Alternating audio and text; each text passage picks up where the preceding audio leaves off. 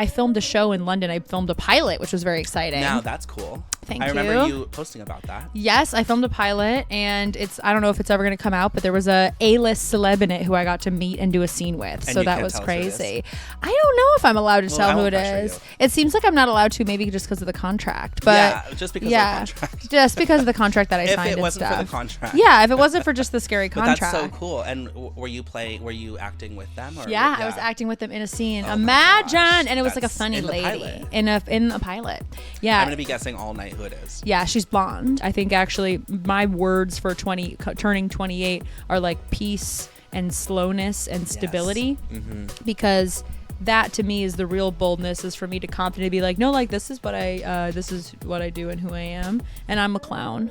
Hi, I'm Liz Coyne, and I'm a clown. And this is why we bring Liz Coyne on Life and Bold, because it is seriously, you just sometimes have the most amazing ways of articulating things. Aw. I would love to give you this gift that is I grew up Greek Orthodox, and there's a phrase that we say when people die, and it's may his memory be eternal.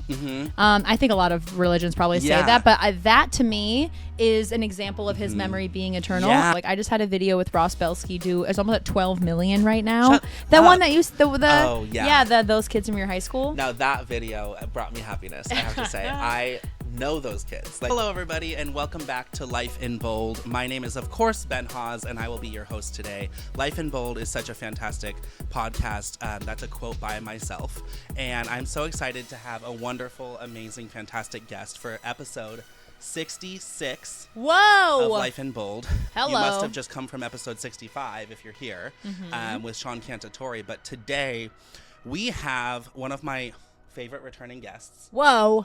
Of 65 episodes. That's pretty... That's a lot of episodes. I love this person. I love this person.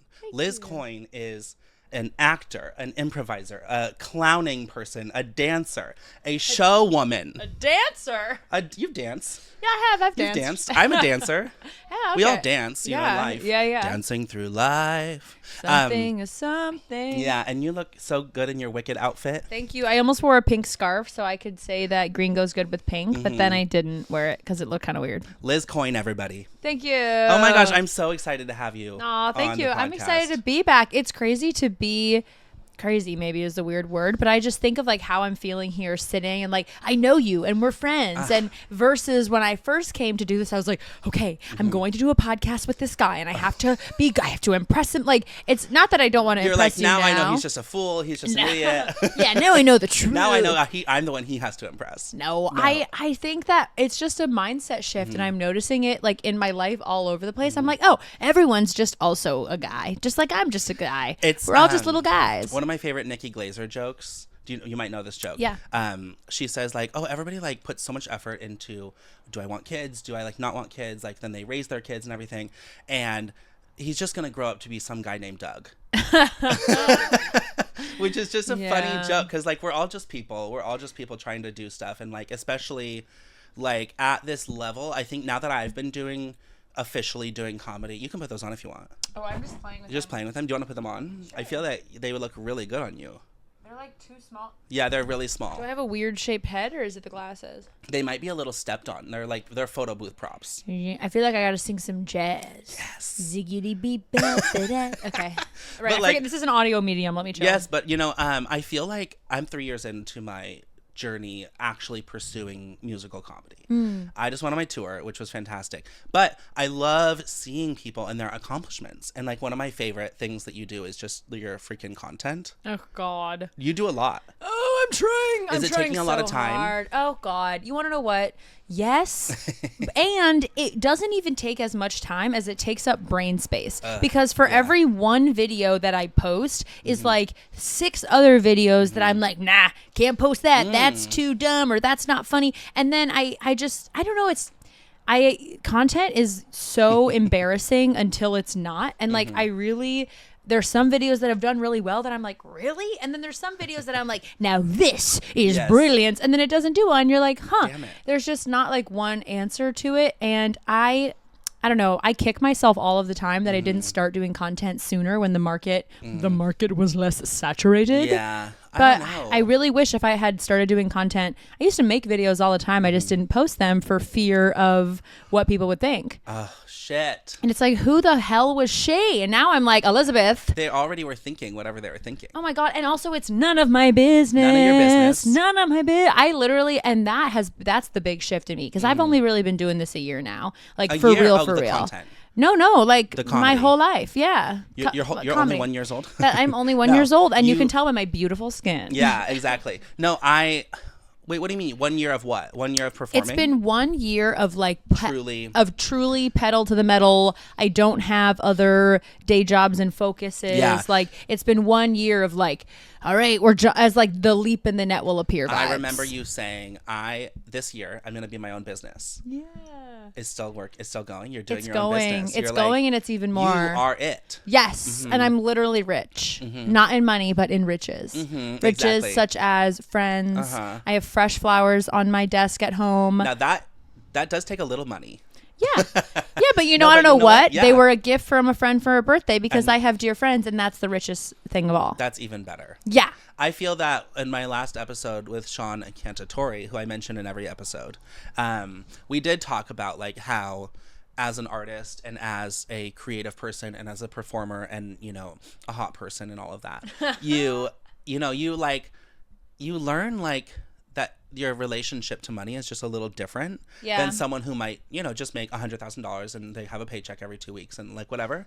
And it's just different, and it's okay that it's different. But like we were talking about how it's an investment and how it's okay to like feel a little bit like you don't have an absolute ton of money because you believe that you're building something that will grow and that will get you to a place where you feel very like financially secure. Oh, totally. I mean, investment's a great word on that because, like, Yeah. I have to say, I'm spending more money now going to Edinburgh Fringe this summer. And you're going. I'm going 1,000%. Now, we talked about this last time. You said you wanted to go. I said I wanted to go, but I didn't know how to make The it happen details. yet. I had no idea on the details. I didn't know like the process of how to submit, but I figured it out because you can do anything with a Google search in a dream. Absolutely. And so I submitted to about 9 theaters, Yeah. all in the Fringe Festival. Yeah. And I got offers from maybe 4. But the thing is, not all of the theaters are kind of different, and they all offer different things. So there was one that I was going to take that was like a little smaller, like more theatrical based. And they offered me a deal that I was like, this seems like a lot of money. And then I filmed a show in London. I filmed a pilot, which was very exciting. Now, that's cool. Thank I remember you. you posting about that. Yes, I filmed a pilot, and I don't know if it's ever going to come out, but there was a A-list celeb in it who I got to meet and do a scene with. And So you that can't was tell us who it is? crazy.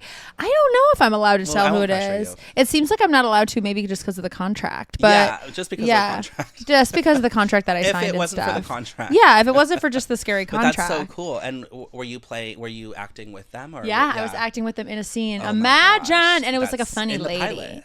in the pilot. Yeah, I'm going to be guessing all night who it is. yeah, she's blonde. Okay. Yeah. So anywho, it was pretty darn cool, and I met a lot because it was in London. I met a lot of UK-based comedians, Cool. and they've all done Fringe because it's just right there. Yeah. And so I had told one of them about the theater I was considering, and he was like, "Don't do that theater." Good. And I was like, "Oh."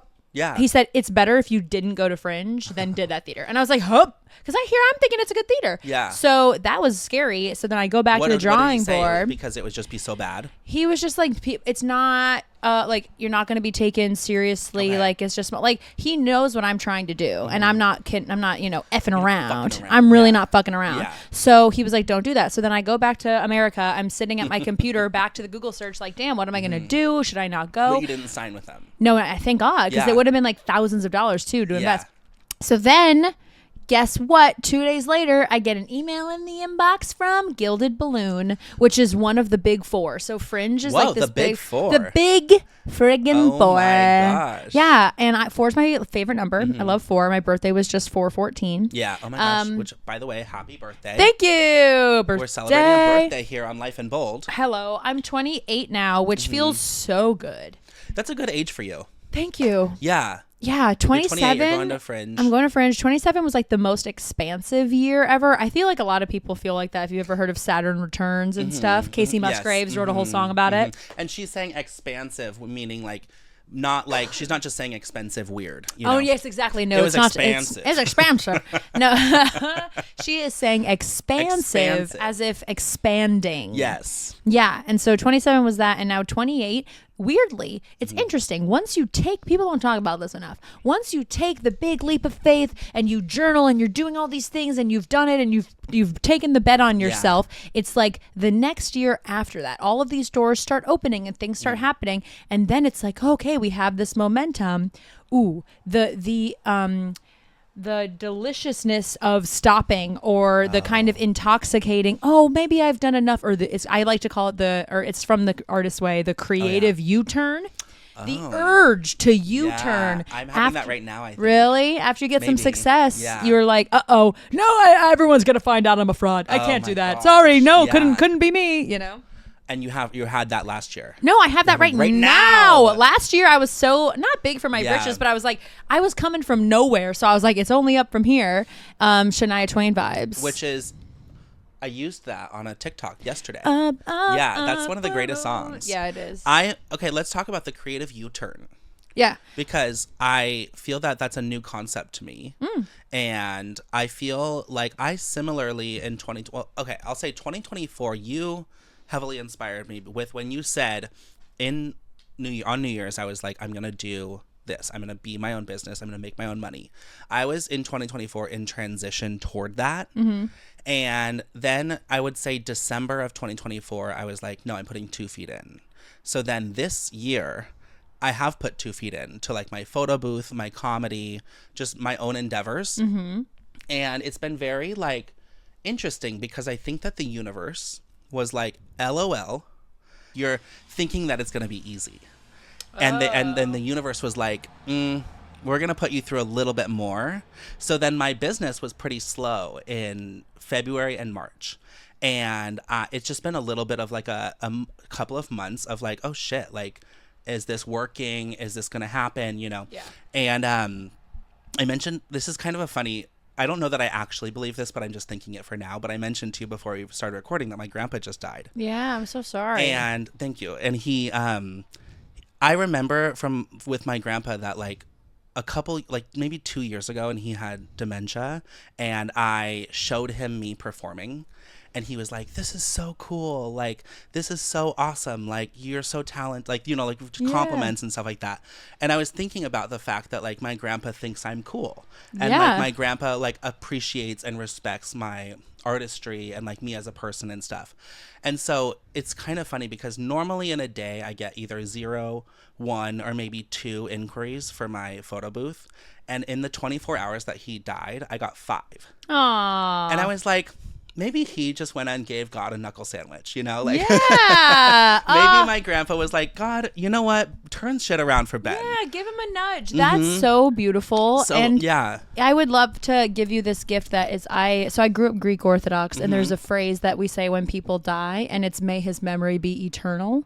I think a lot of religions probably say that, but that to me is an example of his memory being eternal. And like the chutzpah, or, you know, I don't know your grandfather, but it's whatever, you learned it from somewhere, and it's of the family that raised you. So that's definitely what a nudge. That's very cool. I was just like, I think and then I made a sale today, so I made like one of my biggest sales. Hello. And it's actually a holiday party like in December, and someone just wanted to book that already. That's and huge. I get the email and I go, thanks grandpa. I love that. And so that's so anyway, I'm feeling like an uptick. Like I feel more positive. I feel more like, yeah, I can do this, you know, and like I can do it, and I am doing it. And running a business is highs and lows. Like there just are highs and lows, and it's an event business, and it was February and March. February and March is a slow season. Yeah. I used to work in events. That was my old day job before this. So yeah, that's incredible. And the power of those nudges, like those aren't nothing. Like, so I'm extremely close with my grandparents on both sides. Now that we're talking about grandparents, and welcome to Grandparents 101. But my grandparents, specifically on my dad's side, my yaya and papu, Greek for grandmother and grandfather, were raised me with my family. We were all together. We grew up very like big big Greek family, extremely close, and truly just like made me who I am, especially my Yaya. And I used to call her all the time. She passed away in October. Actually, this was her shirt. Oh my gosh, that's so cool. Thank you. That's so cool that you decided to wear that today. Yeah, I'm wearing that, and the shoes that I wore here that you can't see. I wore hers.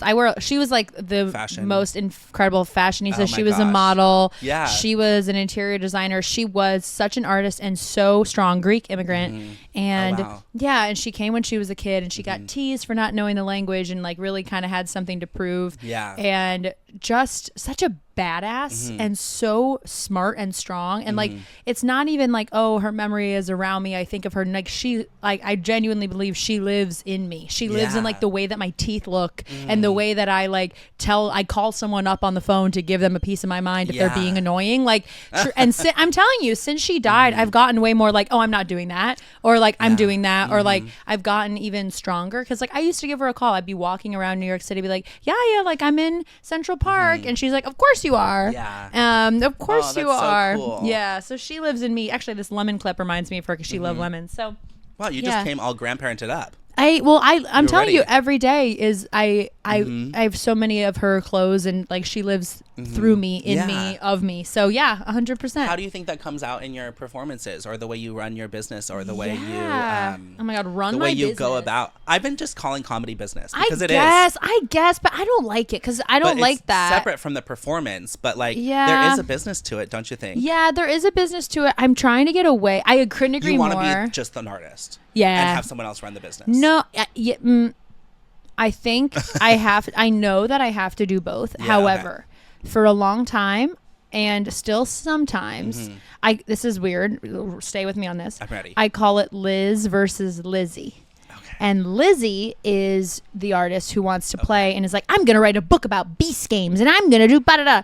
And Lizzie's the artist, and Liz is going to send those emails. And Liz knows when her next dentist appointment is. And Liz knows how much money is in the bank, right? That's kind of how I think about it, which I don't have split personality or anything. It's just kind of, bear with me. Right. So what I think is, for a long time, I was really invested in the business of it, and I have to make money. I have to make something producible that people can buy, and it has to be. And then that literally killed everything. Okay. It made my show worse. You know, I've done Lizzie Sunshine a handful of times. I didn't mean to say, and your show was worse. No, but it was. No, it was. Because I'm like trying to make this marketable instead of the original thing. And the truth of me is I'm just obsessed with the art. I'm obsessed with it. I want to go every night and go clown and go try this new thing I thought of in the shower. And I would like to bomb so I know if it's good or not. Like, it's almost not up to Lizzie how the end product turns into, and, what's the merch going to be? Like, Lizzie Lizzie actually cannot concern herself with that. Yeah, it's none of her business. It's none of her business. Yeah. It's none of my business. Yeah. So honestly, it's interesting, the shift from last year when I was saying I'm going to be my own business. Yeah. Now I am my own business, I suppose, but I've stopped thinking about it that way, and it just gone straight into like what's going to bring the most joy today. Can I offer something that might be a alternative to that? Oh, okay. Not an objection, but what if it, just as an idea, what if it's a business but the currency is not money, it is joy? Or like you're in the business, because I find myself to be a business, but I'm not concerned with money. Is that weird? No, it's not weird. Like, it's a business in that I have goals, and I have this, and I want to go, and I like the idea of having like a alter ego, or like a different version of myself that is the business person. But for me, I really am such a business person, and so much, it's so funny what I enjoy so much about even having a podcast is like the distribution and the marketing and all of this. And it's so funny because I also very much enjoy the conversations and the lessons and the just kind of like having a podcast. And I'm not suggesting this for you, but I'm saying for myself, like I like to think of marketing and branding and all of that in the context of my comedy, but at the same time, I like doing the comedy. Totally. I think about all of it. There's actually nothing I haven't thought of. It's not that I'm saying I don't think in business times when I need to. It's that I'm really learning that you gotta turn it on and off. Yeah, because if I wake up and I'm like, okay, Lizzie, we're gonna go write a new, like I just did a brand new show. Which was That's so cool that you just did a new show. Thank you. It came to me as things have started, because once you allow for things and you say, okay, this doesn't have to be good. Yeah. I've started going when I occasionally when I book a show, even big shows, and this is a hot take, I say, all right, Lizzie, it's okay if you bomb. Yeah. Because you're trying this new thing. I love that. And for me, what I'm doing is clown. I've learned a lot more about clown. I can really, really highly recommend a clown drop-in class with Tally Medell. Okay. They're an incredible teacher. Yeah. Plug to the high heaven. Yeah. But just clown in general is such a rich community in New York. And mark my words, clown is the next wave of comedy. That's People so are cool. already flocking to clown. Clown core is everywhere. Like, it's truly the moment and the reason, in my opinion, that it is so powerful and why I am doing it, and why if you see me at a stand-up show, I'm always the one who's doing something weird, because the audience gets knocked off their seat. Yes. You're sitting here and your arms back. You're like, all right, let's see. All right, what's this lady going to do to make me laugh? Yeah. And then the minute that you start clowning, which is looking at them in the eye, and they call it complicité, seeing, you knock them off their axis. They go, oh, shit. Oh, my God. Okay. I'm part of this. I'm part of this. Oh, wait, what's that called? Complicité. Okay. It's seeing is the concept. That's so cool. I've never heard that before. Yeah, you have to take this class. The idea is, you in stand up, I can just tell you and be like, here's my cool take on Zoloft, or sorry, everyone out there who loves Zoloft jokes. Yeah. But it's the idea is like, wake up, look at me, hold my hand. Let me not yell in the microphone. So that it excites me so much. And I have such a complex about, I don't do stand up. She's not a typical stand up. And it's like, well, I don't, and then I'm like, Lizzie, you're not a stand up. Well, go write stand up jokes. Go.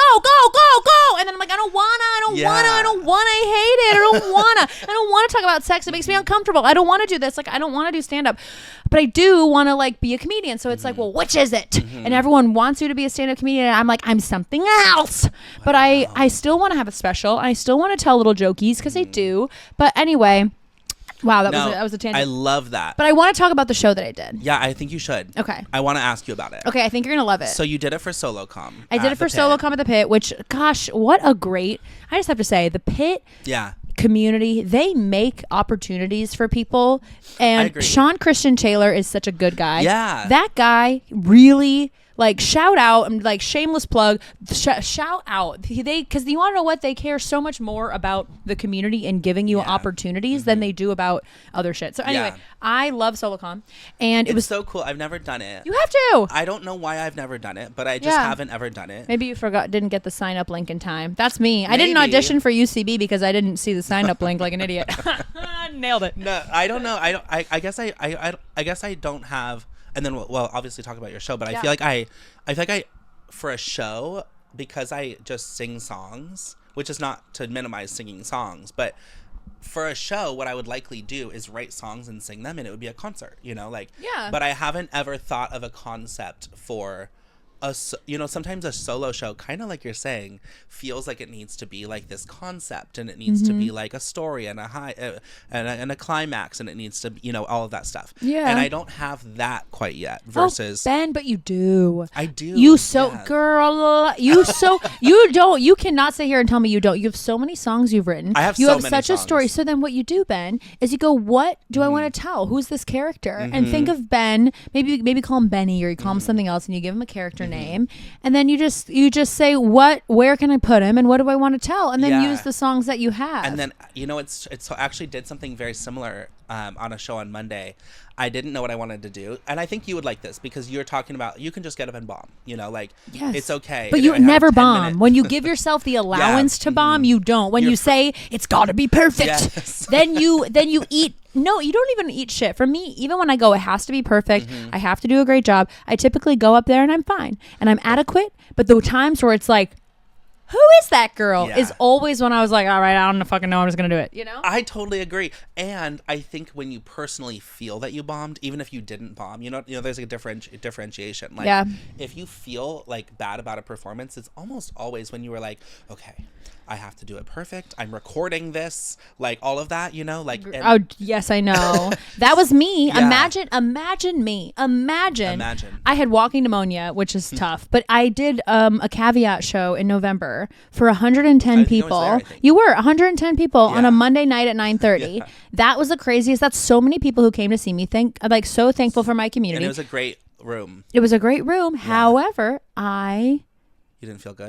Oh my God, no, Ben. I bombed. And it wasn't even the tech's fault. It was me. I tried to turn my show, which had so much heart. It was a different direction. I was like, I'm going to take it this direction. It's going to be more this. I added stuff in there that it wasn't of me. It was Liz being like, how can we make this make more sense or make this more I goofed it. I've seen people do that. I diddly diffed it.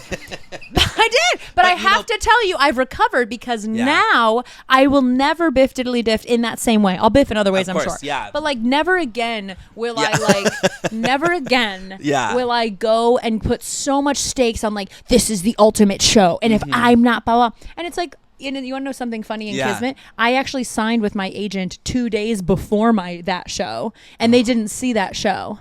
And I remember being sad. I was like, "Oh, the agents have to come see me." Yeah. But then they signed me anyway without having seen it, and thank God they didn't see it because I didn't think it went that well. So it's weird as the artist. I actually have seen people do this, and maybe that's what I'm saying about solo com. That I've seen people be like, okay, so now that it's a solo show and not just 10 minutes of me doing comedy, it needs to have all of this and whatever. Yeah, and it needs to be sad. And I just feel maybe that I'm already breaking through that structure, by saying I'm just gonna come up and sing songs. Yeah, and I know that Sean Cantatori and Reagan Allen, do you remember when they had Cantatori and Allen? I don't know if you remember that. They had it at the Pit though. Oh, cool. And they would have a monthly show where they would each do 30 minutes. And that was that. They would just come out, tell a story, sing a song, tell a story, sing a song.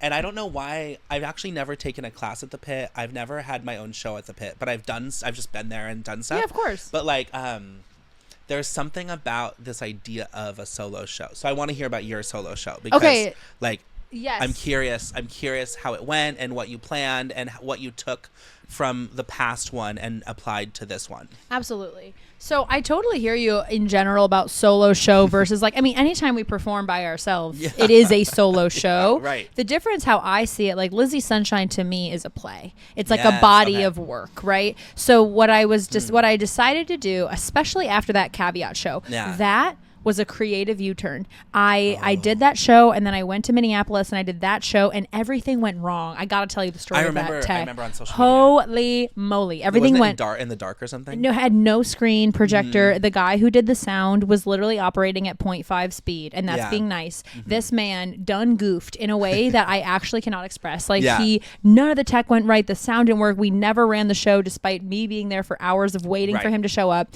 5 minutes before I go on stage, he comes into my dressing room. He says, "Hey, I'm really sorry." I was like, "Thanks." And he was like, "Can I get a hug?" What? And I was like, "No, brother, you cannot get a hug." It was shocking. Yeah. So that was devastating. Or not devastating, but it was just good heavens. Yeah. Heavens. So anyway, after that, I went into hermit crab mode with Lizzie Sunshine. I was like, I don't think this is that good. I clearly didn't know what I do. So what I did, I gave myself the gift. I signed up for SoloCom 20 minutes. And I said, okay, Liz, you're going to play Lizzie Sunshine because she's a character. Mm-hmm. You're going to play Lizzie Sunshine the clown, which is what she is. But you're going to put her in a different situation. Take Lizzie Sunshine out of work mode, which is her in my show. She's performing her show and she's in this nightmarish world. What is Lizzie Sunshine like in her room? What's Lizzie Sunshine like ordering in line at Starbucks? What's Lizzie Sunshine like? And that's how I make a character, right? It's they can live other places. So this show was, I'll just tell you, it starts with me back to the audience, slam the door, fine, I don't care, I'll just be sent to my room, you guys go on the family bike ride, I'll be here to languish and perish until you never, and then I blah blah blah blah, and then slam the door, joke's on them, I love my room. I love my room. My God. Yeah, so I'm in my room and I'm shut up. I love my room. Look, it has everything. It has my rainbow art and it has my bear from my grandfather. It has all my things and oh my gosh, it has my secret password journal. And then I'm like, oh, what's the password? I don't remember. Yeah. Is it Amanda Bynes? No. Is it Liz is Cool 6'9"? No. Is it boobs? And it opens And inside of my secret journal is my studio audience. And I look directly at the audience. I'm like, oh my God. And I realized, I'm like, they can see me. And then I'm like, oh, and I get scared and I close it and I look around and they're gone. And then I open it again, boobs. And I open it again. And there they are. And I can touch them. No way. Oh, and I like, a lot of silence happens in that moment. I'm doing this at Caveat on the 23rd. On the 23rd. On the 23rd. On April Let me not 23rd? spoil my entire set in the middle of this podcast. On April 23rd, yeah. Oh my But this will gosh. probably come out after that, right? I think what's today? 17th, I think. It'll come out on this upcoming Wednesday. Oh my God, it's the day of the show. Oh, Perfect. So come to the show. Yeah, that's perfect. But that's the show where I got booked to do an alternative stand-up spot or Oh. like non-traditional stand-up. And I'm how like, many minutes do you have? 7. Okay. So very small. Yeah. And so, but I'm going to just do this because I love it. And so it ends up that the audience is not separate of this show. It's her studio audience. So and the cool thing about a studio audience, you feel this, is they don't lie. Studio audience laughs when it's funny. They don't laugh when it's not. Yeah. They can awe or boo when they have different feelings. So Yeah. it's like Lizzie Sunshine, this character, thrives on a studio audience because how else is she going to know the truth Yeah. is the whole premise. You want to know the coolest thing? I wonder if you'll relate to this. Okay. I often, when I am performing, will kind of dissociate. Oh, interesting. And I used to do it a lot more as a kid where like I would go do the show and then it's like the version of me that was on stage is like not the same. Like if Lizzie the human had to pee and then I went on stage, like I wouldn't have to pee when I was on stage. Like you just don't think about it in that way. Yeah. So it's not as insidious. Like the word dissociation is kind of like scary sounding, but like not that insidious. It's just like I would dissociate. But in this more recent show where I gave myself permission to bomb, I literally was just playing. It wasn't 100% scripted. I did a ton of clowning and audience stuff and improv within it. Even the improv felt so much more grounded and I felt like I was breathing. I was aware of my feet on the floor. Feet on the floors. Feet on the mother fucking floor. It's and like I looked at them like, look at your little tootsies. Look at your little tootsies. They're human. Your They're little so blood cute. sacs. Yeah. I do that. And I started like, if I needed a sip of water, I had a sip of water. It's like, oh, Liz, a novel concept. Like, I think community theater really beat into me. Like, this is the most important thing. And this is the show. And so that Caveat show where I felt like I bombed. Which, by the way, I had fun. I enjoyed the show. Thank you. But I know how you feel. Yeah, I just didn't like, honestly, more than my actual performance, I just didn't like the changes I had made to the script. It changed the vibe of the show. And thank God I learned that, though, because now I'm going to do it different and better. Do you feel, not to get off topic, but it's also on topic, but like, do you feel that one of the lessons you learned, I'm just asking, do you think that one of the lessons you learned is that you are the one who knows what you want out of a show or like out of a performance? Yes. Yeah. Yeah.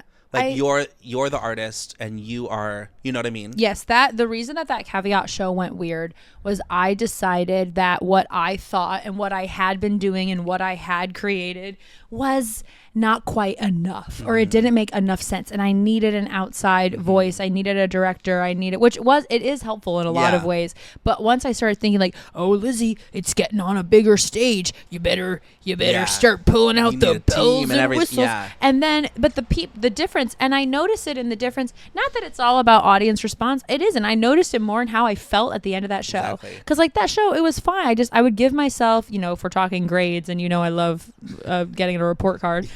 I would give that show like a B minus, and I wasn't embodied. I wasn't embodied. I was not feet on the floor, and I had walking pneumonia, which didn't help at all. But I didn't have enough water. Like it had a frantic energy in a way that character is not, and me as a person is just not really supposed to.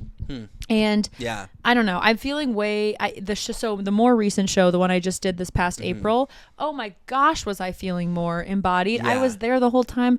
I just had fun.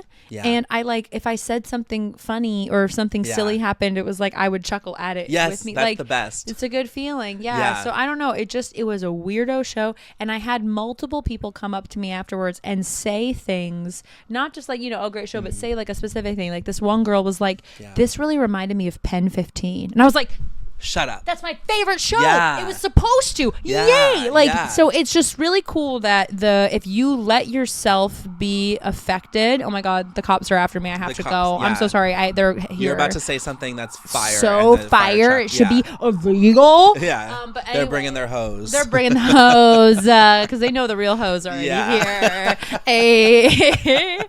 God. Yeah. If I just like allow myself to be my 11-year-old self, I can never go wrong because she's brilliant.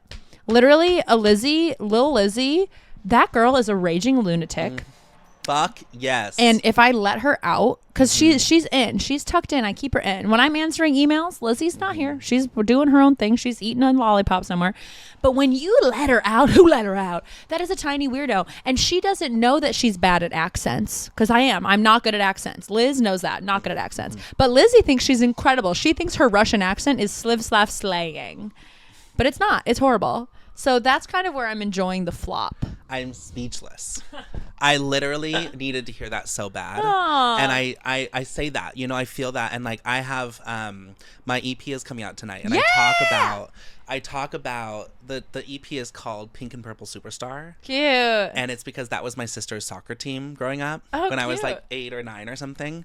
And I just loved the name Pink and Purple Superstar as an 8 or 9-year-old boy, and I was just like, what a great name. Like brilliant. And their aesthetic was just impeccable. Like it was just pink and purple uniforms, and like they had pink socks, and like some of them had like purple, cleats. Yeah. And they just were running around I thought that those girls are so free. Like they are just doing their thing, And I always just remember like I say in my show, like, it's not that I wanted to be a girl on the team, but I really wanted to be a pink and purple superstar. Aww. And like, look at me now, You're I'm a pink and you purple are superstar. such a pink and purple superstar. I wear my purple suit at my show. I have my pink shirts. And I just, sometimes, do you ever have this moment where you're on stage and you're like, wait a second, this is what I wanted. Yeah. And I remember I was at Stonewall and I was doing my show in my purple suit and my pink shirt, and I'm singing my song about my 7th grade self and like how I sound like my mom on the phone.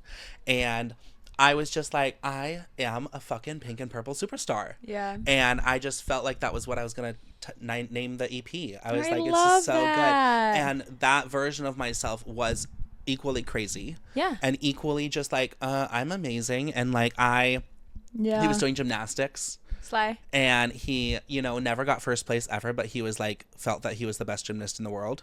And he loved like country music. Like he just would like dance around to like Kenny Chesney. Yeah. And like he would put on circuses in the backyard for his parents. And like that kid needs to be the absolute CEO and driver and director of this life. So that's what I'm telling you, Ben. Yeah. When you are getting too into the business and too into the emails and too into that, you have to remember that that kid doesn't give a fuck about your emails. Lizzie, that's why I feel like I'm turning a corner and things are getting better for me. I do wish the hardest place to make that feel true is social media for me. Okay. I can be like live on stage. Yeah. That truth can come out. But as soon as it comes to social media, I'm like, well, no problem if it's not, you know what I mean? It's just like, okay. Oh, I hate it. So you're doing a lot of social media. Does it feel inauthentic or does it feel authentic? It feels fun. It feels authentic. Some of it feels better than others. Let me ask you this. I'll tell you. You're making the content. Does making the content feel good, but then like promoting it, putting it out there, tagging it, descriptions feels not as fun? I guess I love filming. Yeah. And I have more ideas than I could ever possibly I'm sure film. you do. The issue with me is my home setup, like my apartment, is not conducive to filming because it's so small. And I have 2 roommates who they like me, but they don't help me. Does that make sense? Like they like me, but they don't help me. They like me, but then not enough. But also, do they not appreciate you constantly making content in the apartment too? No, they don't care. I'm not, and I'm not constantly. I do try to go other places to do it. You kind of need a buddy because you can't always hold your own. No, I know. Camera and stuff. So I feel like, and it's really fun to collaborate with people. Like I just had a video with Ross Belsky it's almost at 12 million right now. One that used those kids from your high school. Now that video brought me happiness. I have to say, I know those kids. Like I know those kids, and like it's kind of. everybody go just subscribe on TikTok. Like and subscribe. Like and subscribe on TikTok. Instagram and TikTok. Follow Liz Coyne on freaking TikTok. Please do. I'm trying my freaking hardest. I just don't know how to crack the code. Like, I'm trying to post every day. They say to post every day. I just did a podcaster. You know how podcasters always are doing that? Yeah. Say that one more time. I constantly, when I'm editing, I'm like, why did I do because you're listening. I'm listening, and also I used to always go yeah, and is a softer, less of an interruption. Well, then now we know why podcasters do it. Yeah. So but then I because I'm trying to not interrupt you by going I just interrupted you to bring up the fact that I go powerful. But anyway, you were saying about social media. Girl, I don't know what I was cracking saying. Cracking the code. I feel like social media is it's hard. There's maybe not a code. Girl, there is definitely a code. Are you kidding? It's all code. It's all code. You want to know what it gets my freaking goat? It grinds my gears. Is that you have to post the same thing over and over again.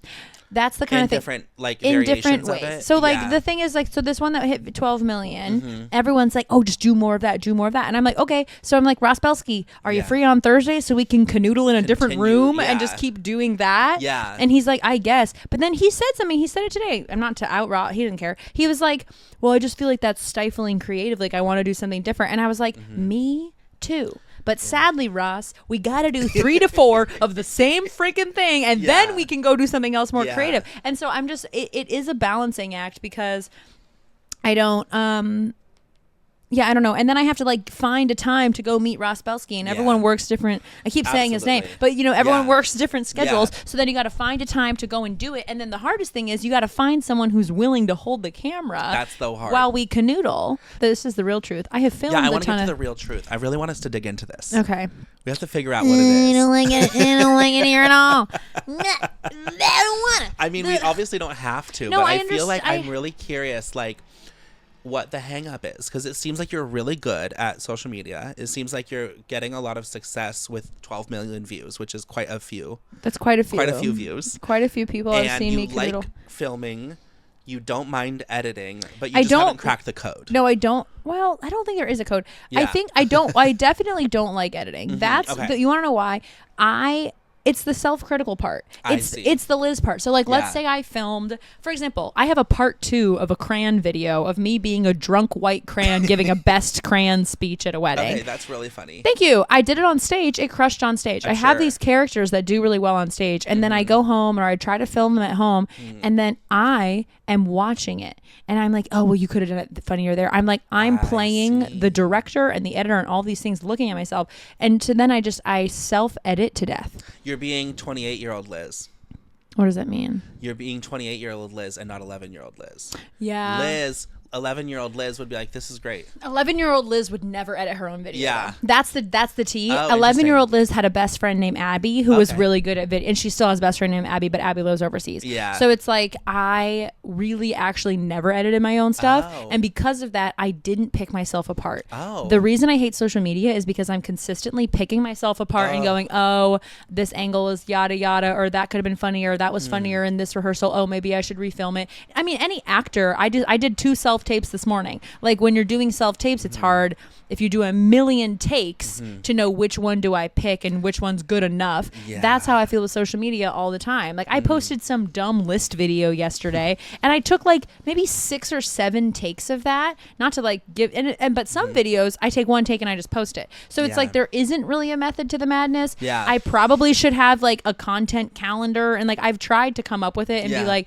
okay, on this day I'm going to post this and that, and it is helpful, and I could do it, but I don't stick to it, and I don't know. I think that I might just be dumb. That might just be the issue. I think I might just be a big dumb failure. No, but also, are you a little bit of a perfectionist? A little bit? Oh my God, with me? That kind of stuff? Yeah. Of course, Ben. Of course, so hard that I didn't try for years. I was such a perfectionist that I was too scared to literally try anything for so many years that I was an economics major in college. That's how much a perfectionist I am. I understand. And perfectionism is not. It's more often it's fear of success, and it's not actually trying to be perfect. Perfectionism is not the striving for the most perfect thing. It's finding the worst in ourselves. To be a perfectionist is to consistently look for the worst thing about you and pick at it until and ensure no one can see it. Yeah. That's Inside Out 3. Period. Pay me. Inside Out 3. Give me a job. But you are really, I just want you to know, like, if you posted you reading the alphabet and like one take and nothing, I would love it. Like, you're so entertaining. And you told me, you said, I feel so different than last time when I came in, and I feel like better. I feel more confident. Yeah. I feel more in myself. So like, what is that? How is that showing up for you? Yeah, I do feel more confident because I do feel just like more aligned with my core self. Like I don't like wearing tight pants. So I don't do it anymore. Yeah. And I don't like blank, so I don't do that anymore. I've been wearing, like, I don't know, I just feel like I'm doing a lot less of like what I think I'm supposed to do, or not even that I'm doing less of it. It's like I've actually accepted that it's okay that this is my job, because before a part of me before was like, well, Lizzie, you can't possibly be a comedian, you can't possibly make enough money. Like it's everybody else's fears and the logic of it that I kind of deep-seated believe, and now I'm like, well, it kind of seems like it's what's happening, so maybe you should get into it because you can't get out of it now. So you're in it. That's a little bit how I feel. Confidence wise, it has finally kind of occurred to me that this is insane because I feel like this is what they've told you, like this is what Glee was supposed to teach me. But I feel like I finally have understood that like my friendships and relationships and family and art and life and God and all of it is gonna be better if I am just honest all the time.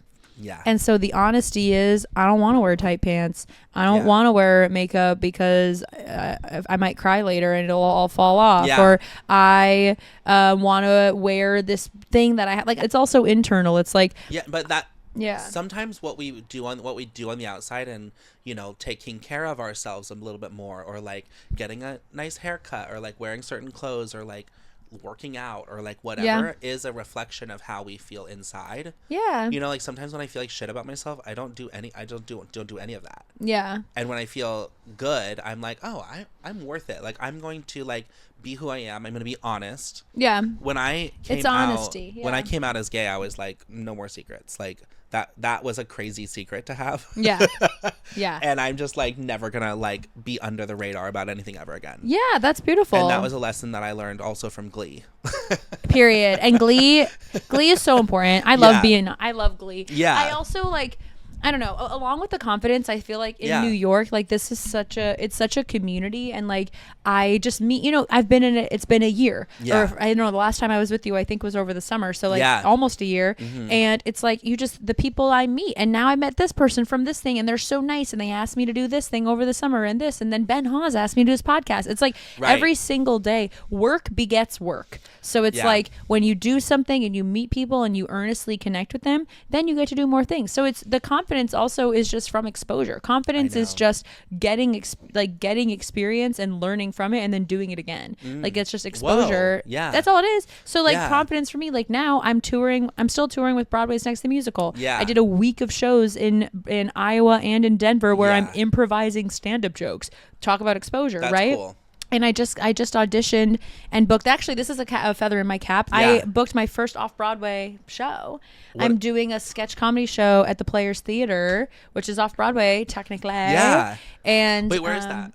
Players Theater. It's next to Comedy Cellar on McDougal Street. Cool. Yeah. Yeah. So I'm doing that, and then because I know the people there, I'm like, what if I just did Lizzie Sunshine off-Broadway?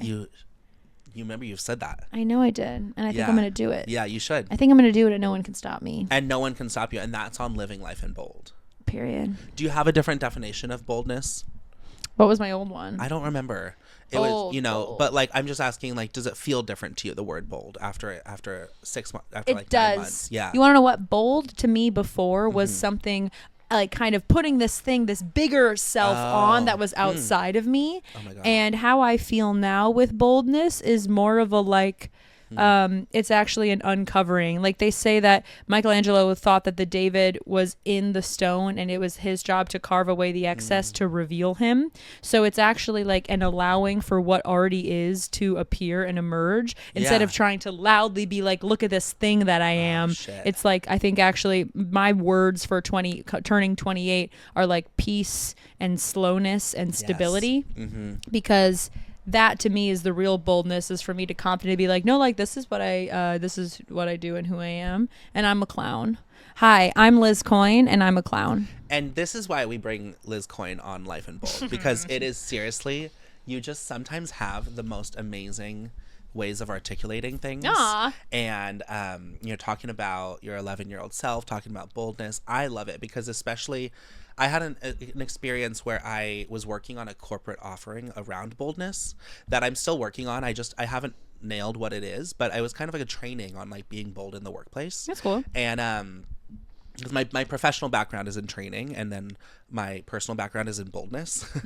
But like and my interpersonal background is on Glee. Yeah. And my fantasy and I Also Glee. I created a website for sometimes to brainstorm. I make websites. And it's a crazy way to brainstorm, but it just helps me visualize what I'm offering and stuff. And I sent it to my uncle, and I was like, "Oh, like I'm working on this new project or whatever." And he goes, "Oh, like you should change," this is just his opinion, whatever, but like he was like, "You should change the picture of you where it says like who I am or how I'm bold or whatever, because you don't look very bold." And it was a picture of me kind of like, and I thought about it and I was like, actually that picture of me is bold, because I spent my whole life trying to not look feminine in pictures, and the fact that I'm putting the word bold next to a picture of me being like, you know, or something like that is bold. It's not about necessarily being bigger and stronger and more powerful and all of that, because actually what those things are is being more honest with yourself. And like sometimes that can visually look like getting smaller or being more feminine, or like for me, or like, you know, just being more like honest to what you truly are at the core. That's so cool that you said that. Thanks. Oh my gosh. Yay. Well, where can people follow you? How can they support you? What should they go do? This episode's coming out next Wednesday. Yay. Yes, please follow me. It's at Liz Coyne. And you know something that I'd love to say? People, a comment and a save goes a long way, or a share. That's really what boosts the algorithm. So if you see like, oh, there's Liz at it again, the best thing you can possibly do, if you thought that video was literally at all funny, is like send it to your friends, send it to your mom. Yeah. And that's really it. That's like the kindest thing that you can do, besides if you already follow me, or if you don't follow me, please follow me. Yeah. I'm trying my best, and I want to make things that make you laugh, and that's it. And she is. Thanks. She's doing it. Thank you so much for watching. Thank you so much for listening. I love you. I hope you have a great day, an even better week. May we all find the boldness to chase our dreams, and we'll be right back. Amen.